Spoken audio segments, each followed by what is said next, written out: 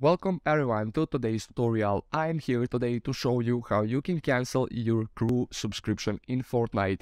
Before we proceed further, make sure you leave a like and hit subscribe button. Also, this tutorial will be step by step, so make sure you follow it carefully.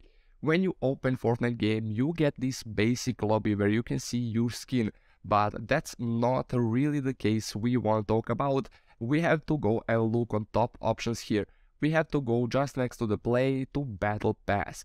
After that we get to get battle pass here, or we can go lower to see battle pass rewards, bonus rewards, quest rewards, Eren Jaeger or Fortnite crew that we are looking for, and you click that. Here, as you can see, I'm not a member of a Fortnite crew, but if you are, you can here cancel your crew membership. So that's it. Thank you guys for watching. If this video was helpful, make sure you leave a like and hit subscribe button for more tutorials.